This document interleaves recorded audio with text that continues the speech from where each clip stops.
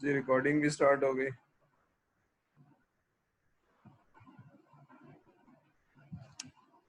जी अभी ये सवालात पढ़िए और मुझे बताइए कहाँ चैलेंज आ रहा है, ताकि हम उसको फिर सीखने वाले मोड में चले जाएं। पहले वाले उसको देख लेते हैं हम, ये जो इसको सवाल पढ़िए और मुझे बताइए कि व्हाट आर द चैलेंजेस। इन सवालों के जवाब में कोई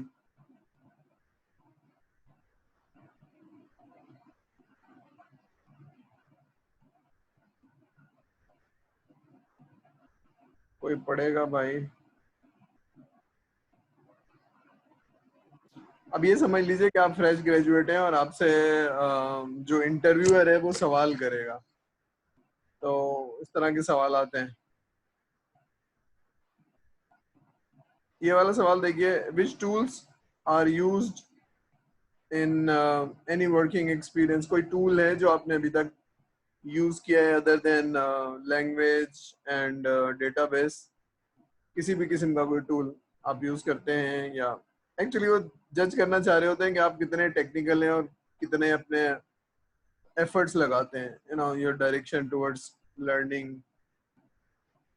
फिर दूसरा सवाल भी कुछ इसी तरह से है कि do you work on projects और what kind of projects in your spare time. Spare time पे आप क्या करते हैं? यूट्यूब पे होते हैं, फेसबुक पे होते हैं, या फिर आप वाकई में कुछ चाहते हैं सीखना और कुछ सीख रहे हैं तो क्या सीख रहे हैं? ये उस तरह के सवाल आते हैं। एक्चुअली पोटेंशियल देखा जाता है कि बच्चा जो है ना वो, या जो फ्रेश ग्रेजुएट है उसका पोटेंशियल क्या है, वो क्या यूनिवर्सिटी से सीख के आ रहा है और क्या उसकी डायरेक्शन है। ठीक है।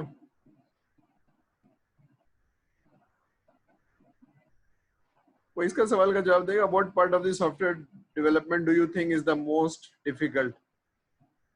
इसका कोई जवाब देना चाहेगा सोच के?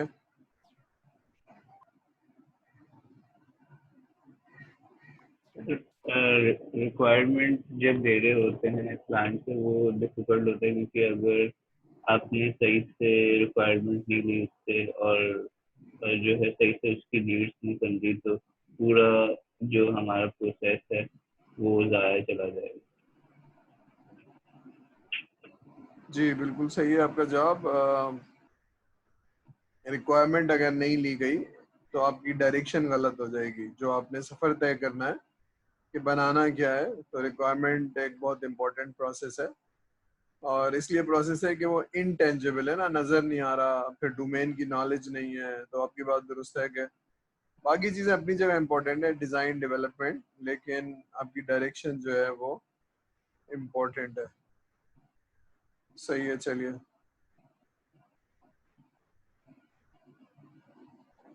चलिए ये सवाल देखिए, tell me about the time when you received a negative feedback. तो आप कैसे डील करेंगे अगर आपको कोई नेगेटिव कमेंट दे दिया, या नेगेटिव, कैसे हैंडल करेंगे? फिर मतलब अगर कोई जैसे नेगेटिव फीडबैक दिया है कि ये वाला जो है इस तरीके से नहीं होना, तो जो है उसको पहले सही से इन्वेस्टिगेट करेंगे ये सही में ऐसे ही है, और जो है फिर अगर नहीं होगा, मतलब जैसे किसी ने नेगेटिव फीडबैक दी कि ये जो मॉड्यूल है ऐसे नहीं बनना था, ऐसे बनना था, तो जो है उसको सही से रिक्वायरमेंट्स करके वापस से देखेंगे कि ये मसला सच्ची में, यानी फिर जो है उसके बाद जो है बात कर सकते हैं कि अगर गलत है तो उसको ठीक कर दें, वरना फिर बताएं कि ऐसा नहीं ऐसा है। ठीक है। चलिए दो तीन चीजें हैं जो शायद आप लोगों को याद रखने की जरूरत है। वो ये कि जब आप काम करेंगे कहीं तो टीम होगी, 5-6 लोग होंगे या 10 लोग होंगे जिस टीम में आप होंगे।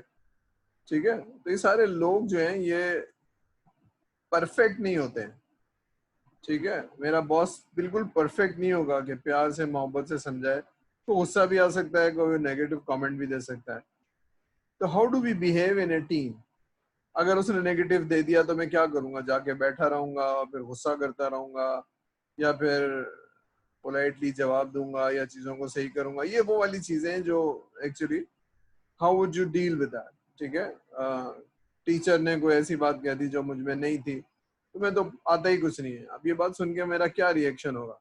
तो ये वो वाली बातें जो how do you handle emotionally, how do you handle yourself, ठीक है।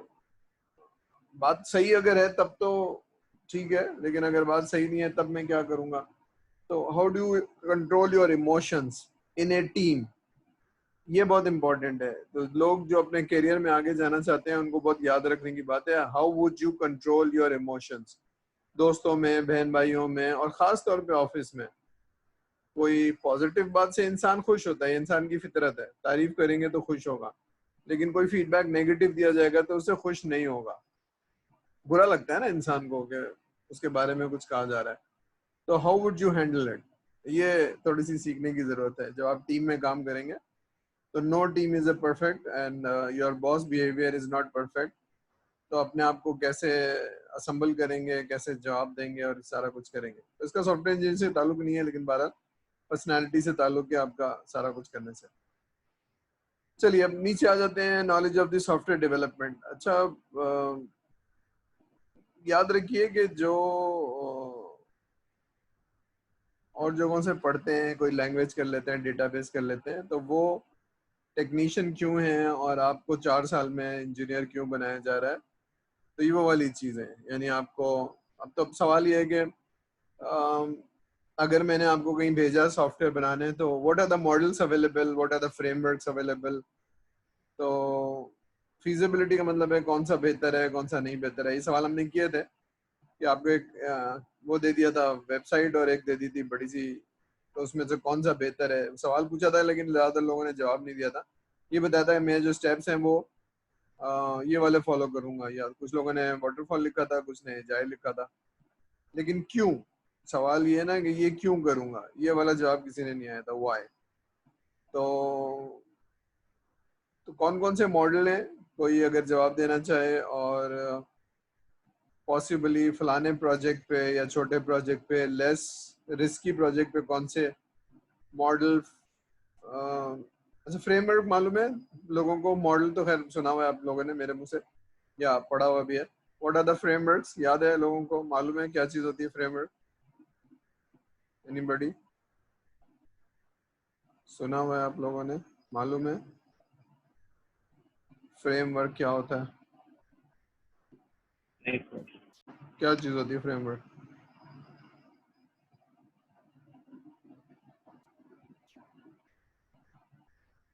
क्या चीज होती है फ्रेमवर्क? कोई जवाब देगा?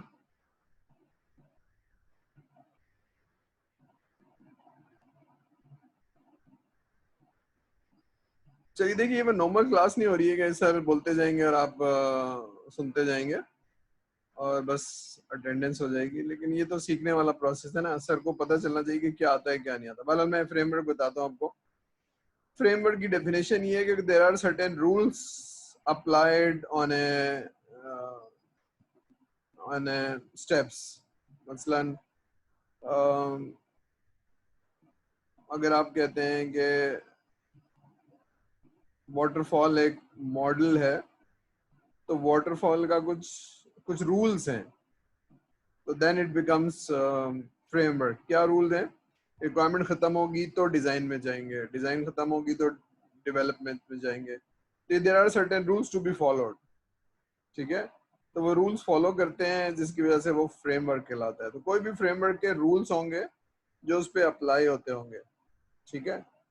तो उससे बाहर नहीं जा सकते, उस बाउंड्री से। यानी उन रूल्स को आप तोड़ेंगे तो फिर वो फ्रेमवर्क ब्रेक हो गया, वो फ्रेमवर्क नहीं है फिर वो, ठीक है। तो फ्रेम, जिस तरह से अगर आपने तस्वीर का फ्रेम देखा होगा, एक बाउंड्री है, उससे बाहर नहीं जा सकते आप। तो there are certain rules that needs to be followed. तो ये फ्रेमवर्क की डेफिनेशन है, ठीक है। जैसे रिक्वायरमेंट लेने का एक फ्रेमवर्क है,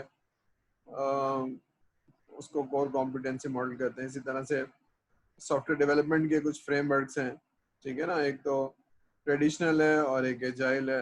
ये फ्रेमवर्क्स हैं, उनके कुछ रूल्स हैं, ठीक है। तो इसी तरह से डिजाइन करने के कुछ फ्रेमवर्क्स हैं, प्रोग्रामिंग के भी कुछ फ्रेमवर्क्स हैं। फ्रेमवर्क का मतलब ये है कि there are certain rules applied, ठीक है। अब नीचे वाले सवाल में आ जाते हैं जिसमें बहुत सारे लोगों ने जवाब नहीं दिया था। Feasibility study in its types. तो एक तो ये है कि उसके फायदे एडवांटेजेस एंड डिसएडवांटेजेस। तो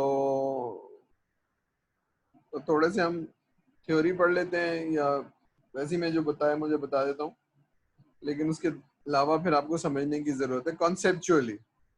ये जो हमने पढ़ लिया वो ठीक है, लेकिन कॉन्सेप्ट सही करने की जरूरत है कि क्या चीज है। देखिए, वाटरफॉल की आसानी क्या है, why this is very easy, और एजाइल की आसानी क्या है और डिफिकल्टी क्या है।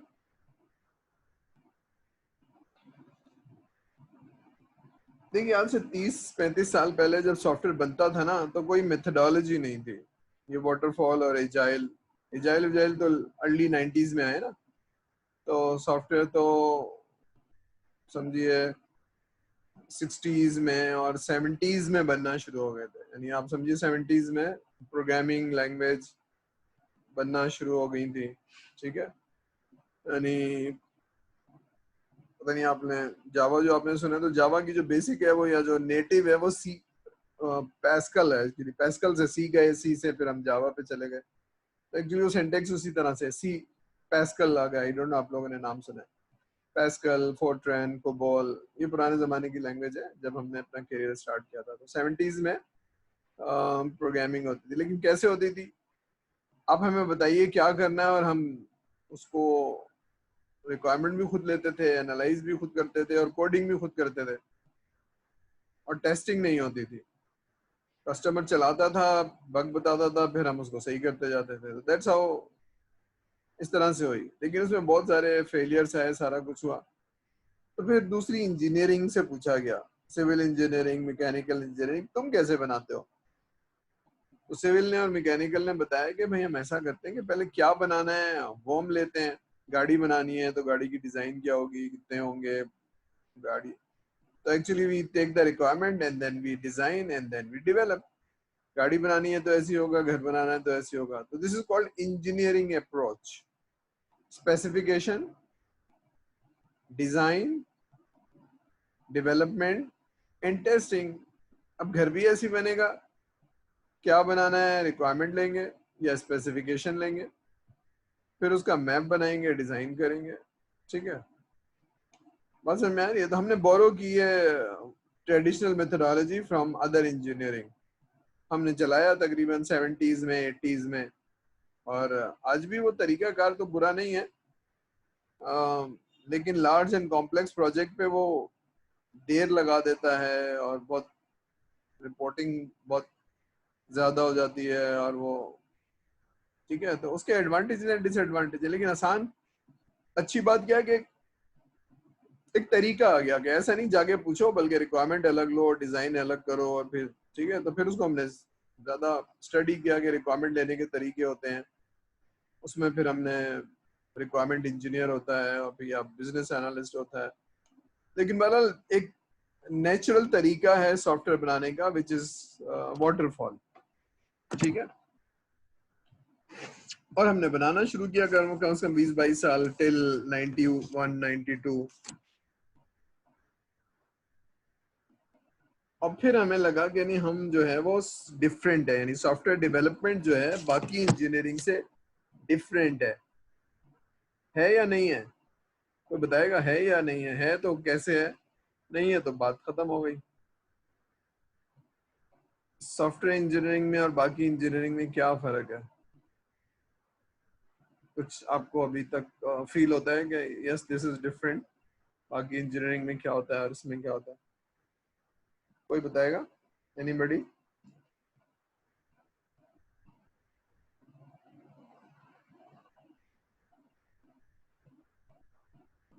चलिए, कोई बताएगा नहीं तो फिर मैं अटेंडेंस ले लूँ, ताकि हम लोग जाग जाएं, और फिर हम शुरू करेंगे। चलिए, तो मैं अटेंडेंस ले लेता हूँ।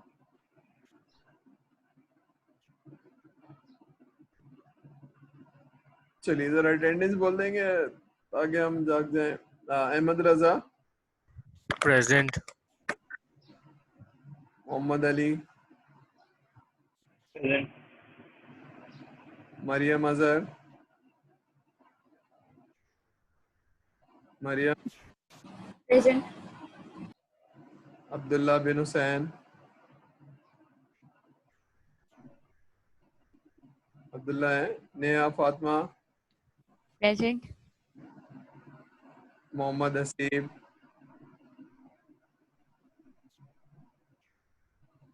Mohammad Kashif, Present.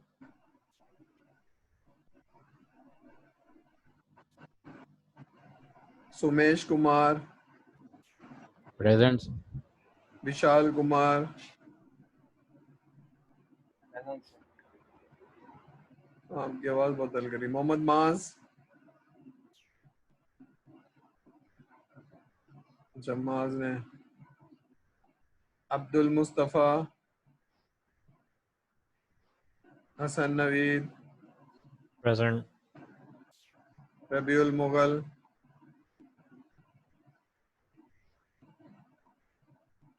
Hatim Shabbir,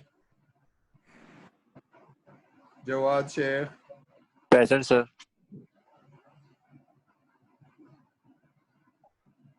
Mohammad Taufiq, Tanzilur Rahman, Syed present sir. Syed Baaz Ali, sir Asad ने चैट में लिखा है प्रेजेंट। हाँ मैं दोबारा से जिन्होंने नहीं बोला, अब्दुल्ला बिन हुसैन, अच्छा अब्दुल्ला ने बता दिया, ठीक। Present, sir. जी, मोहम्मद हसीब और अब्दुल मुस्तफ़ा, रबीउल मुगल, हातिम शब्बीर और मोहम्मद तौफीक। ठीक है कोई तो फिर मैं अटेंडेंस हो गई। चलिए अब हम जरा पढ़ाई की तरफ जाते हैं।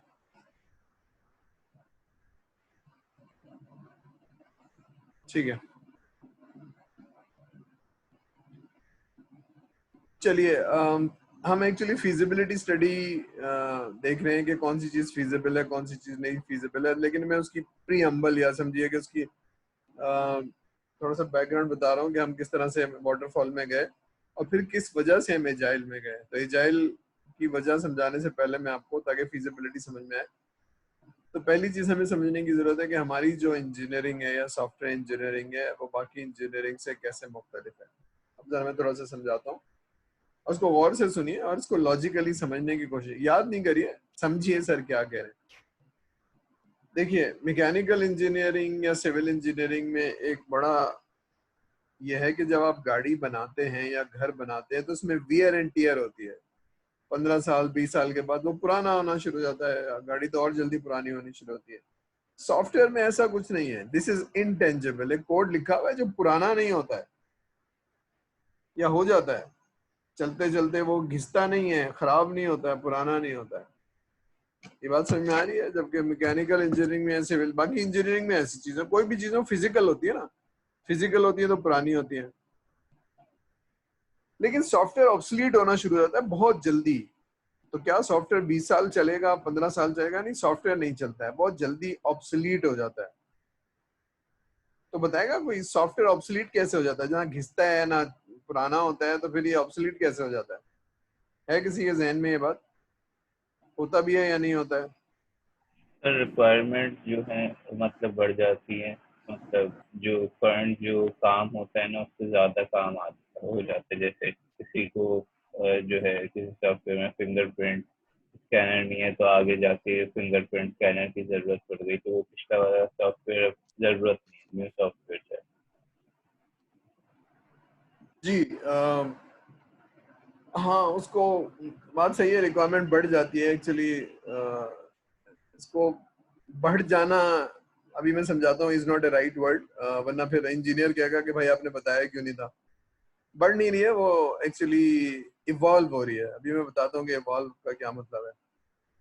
तो तभी समझ में आ रही है ना कि सॉफ्टवेयर की इंडस्ट्री डिफरेंट है, यानी ऑब्सोलीट इसलिए हो रहा है कि वो आपकी रिक्वायरमेंट जो है वो इवॉल्व हो रही है। मसलन आप एक बैंक है, तो बैंक तो पैसे जमा करता है और आपको जब आप चेक लेकर आते हैं आपको दे देता है, और आपका जो पैसा जमा होता है वो किसी और को उधार दे देता है और उस पर कमीशन लेता है।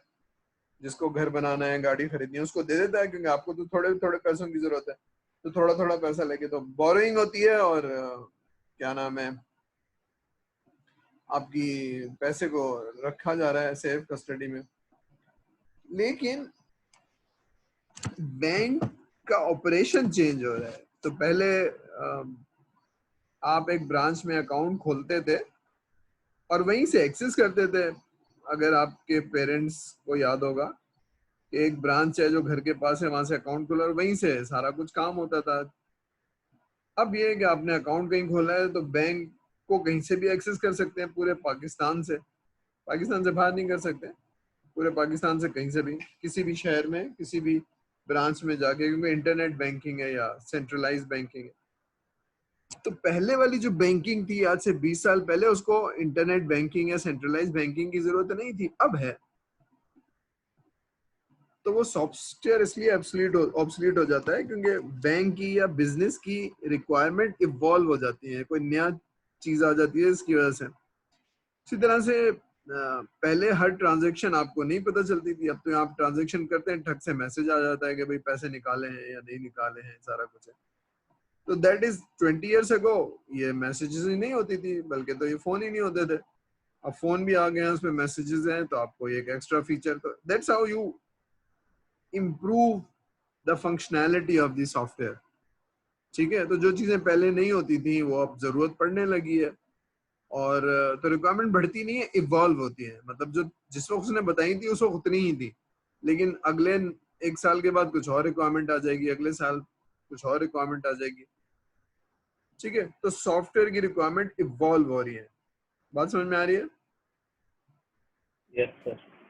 अच्छा, अब एक घर बनाना है तो रिक्वायरमेंट कंप्लीट होगी तो घर बनेगा ना, कितने कमरे, कौन सा टाइल, कौन से दरवाजे, छत कितनी बड़ी। इसलिए इसको प्लान ड्रिवन कहते हैं कि रिक्वायरमेंट कंप्लीट मालूम होनी चाहिए। ठीक है, सॉफ्टवेयर में बहुत सारी चीजें पता नहीं होती हैं, जब आप बनाते हैं तो चीजें इवॉल्व होती हैं। अच्छा ऐसा नहीं हो सकता, अच्छा डेटाबेस इंक्रीज नहीं हो सकती, अच्छा स्क्रीन पे ये नहीं हो सकता, अच्छा तो इवॉल्व हो रही होती है। जैसे जैसे आप चीजें देखते हैं वैसे इवॉल्व होती हैं। इसलिए लार्ज एंड कॉम्प्लेक्स एप्लीकेशन में तो ठीक है, लेकिन जो छोटी छोटी चीजें हैं उसमें आपको एजाइल से आप करते हैं कि चेंज ड्रिवन, इसलिए कहते हैं कि जो चीज आपने बनानी है आप बताते जाएंगे। ठीक है, तो और जो आपकी हाई प्रायोरिटी है वो आप बताते जाएंगे, तो जो आप कहेंगे हम उसको अडॉप्ट कर लेंगे। ठीक है, तो इसमें क्योंकि इंटेंजिबल है, क्योंकि रिक्वायरमेंट को समझना मुश्किल है। सिविल इंजीनियरिंग में तो ठीक है, मैकेनिकल इंजीनियरिंग में तो ठीक है, जो आपने डिजाइन बनाई थी वैसे ही मिलेगा, घर के अंदर जैसे आपने नक्शा बनाया था वैसे ही मिलेगा ना, क्योंकि आपने एग्री किया है। अब दीवारें तोड़ के या पिलर तोड़ के तो नहीं घर बनाया जा सकता। लेकिन सॉफ्टवेयर में ये फ्लेक्सिबिलिटी है, लेकिन उसकी कॉस्ट है ना, उसकी कॉस्ट है उसको चेंज करने की। तो ये सारी चेंजेस हैं from the other engineering. Software की मेथडोलॉजी, सॉफ्टवेयर की ऑब्सोलेंस, क्योंकि रिक्वायरमेंट चेंज हो रही है। और फिर एक बहुत मेजर है कि सॉफ्टवेयर नजर नहीं आ रहा कितना कॉम्प्लेक्स है, unless I understand the requirement of the business. इसका मतलब है बिजनेस समझने की बहुत सख्त जरूरत है। ठीक है, ऑटोमोबाइल इंजीनियर को पता होता है ना गाड़ी क्या होती है, और गाड़ी मोटरसाइकिल नहीं है, गाड़ी गाड़ी होती है, तो गाड़ी की बेसिक पैरामीटर्स तो सेम है। ठीक है ना, या मैकेनिकल इंजीनियरिंग में कोई और चीज है तो he knows what it's talking about, या कोई मोटर है, कोई और चीज है तो उनको मालूम है ये क्या है। सॉफ्टवेयर के अंदर चीजें बहुत डिफरेंट है। ठीक है, एक का पेरोल किसी और तरह से चलता है, दूसरे का किसी और तरह से चलता है, तीसरे का किसी और तरह से चलता है। तो बनाना तो पेरोल है, लेकिन इनका अलग है, इनका अलग है, इनका अलग है। तो इसलिए भी सॉफ्टवेयर इंडस्ट्री तो कितना कॉम्प्लेक्स है, कितना बड़ा सॉफ्टवेयर है, ये समझ नहीं आता unless you know the business और आप उसमें उतरेंगे। तो ये एक और डिफरेंट चीज है, डायमेंशन है। तो इसलिए कोई ऐसी मेथडोलॉजी चाहिए जो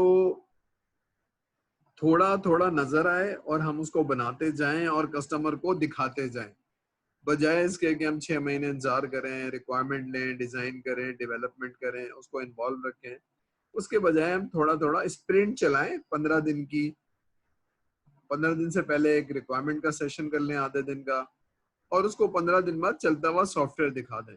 उसके बाद फिर वो बताए उस पर, फिर और करें, फिर और करें। तो आइट्रेशन के अंदर या इंक्रीमेंटल डेवलप करते जाएं, ठीक है। जब वो देखता है तो फिर उसको बहुत समझ में आता है, लेकिन वो डॉक्यूमेंट देखता है, एसआरएस देखता है तो उसकी समझ में नहीं आता है, ठीक है।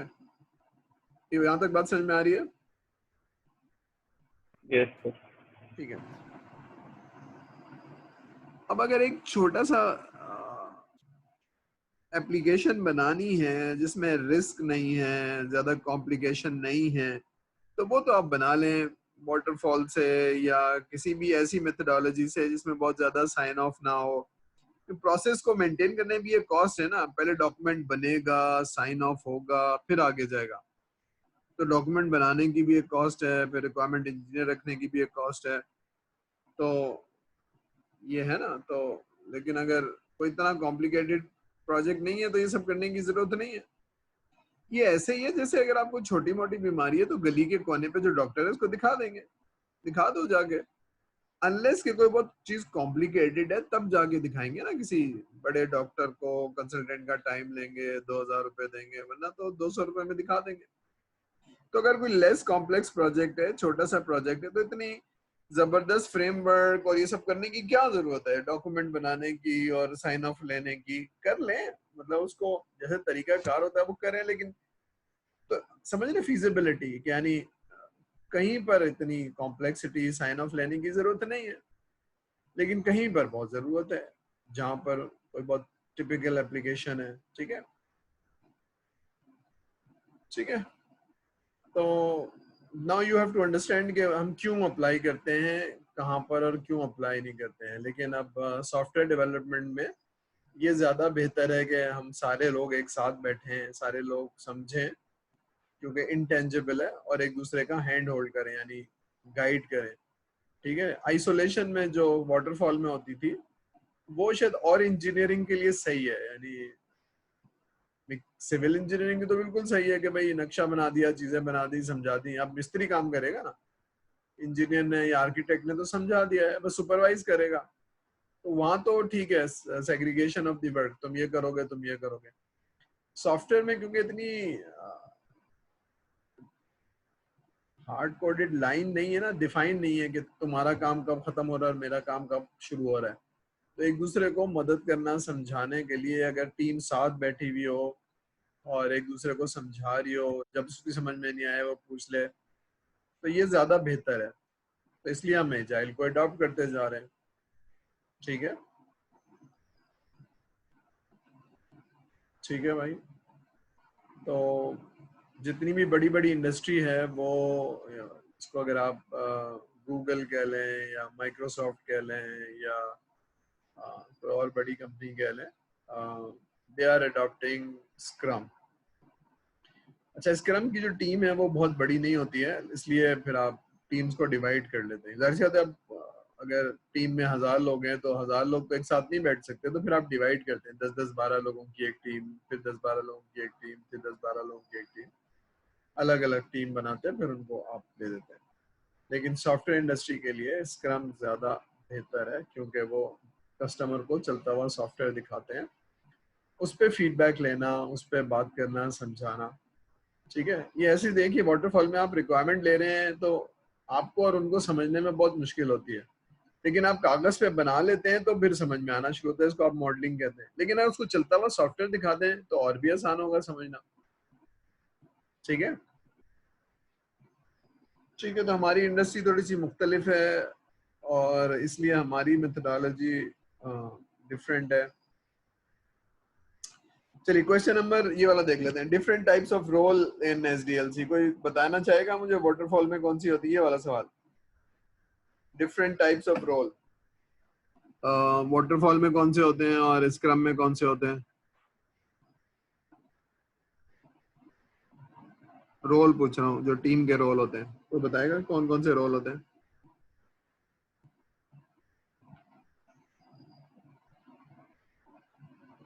एनीबॉडी?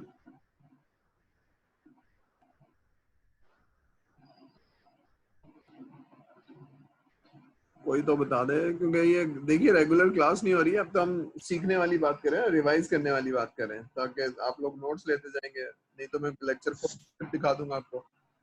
तो सर वो वाटरफॉल में हमारे पास जैसे डिजाइनर होते हैं और डेवलपर होते हैं और प्रोजेक्ट मैनेजर होता है, और एजाइल में ऐसा नहीं होता। वो उसमें प्रोजेक्ट मैनेजर नहीं होता, तो सब मिलके एक जगह बैठ के पूरा प्रोजेक्ट बनाते हैं। सही है, बिल्कुल सही है।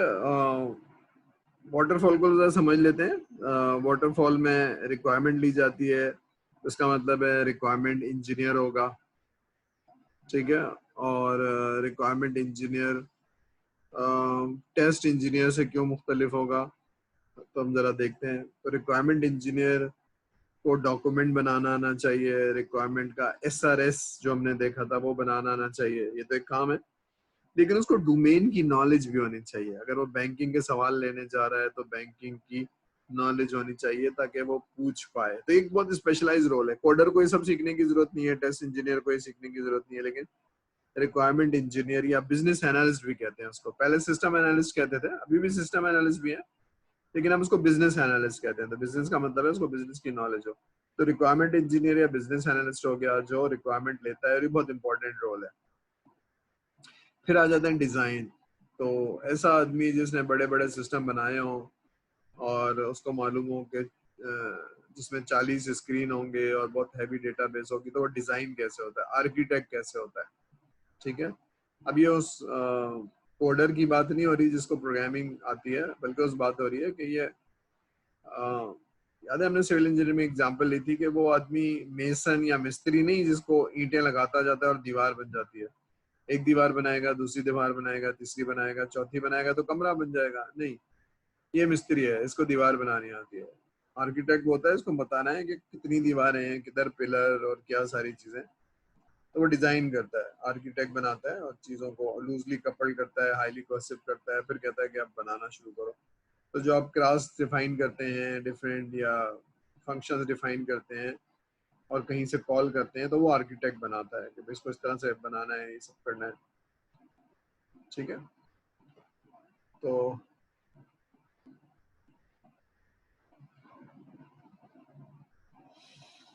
क्या बताया था मैं, हाँ, फिर आ जाते हैं कोडिंग पे। तो जो लैंग्वेज पे आप बना रहे हैं वो कोडिंग आती हो तो वो प्रोग्रामर हो गए आपके, ठीक है। लेकिन प्रोग्रामिंग के अंदर खाली प्रोग्रामिंग लैंग्वेज नहीं आती है, बल्कि उस ऑर्गेनाइजेशन के नेमिंग कन्वेंशन, कोडिंग कन्वेंशन भी आपको मालूम होना चाहिए कि प्रोग्रामिंग में कौन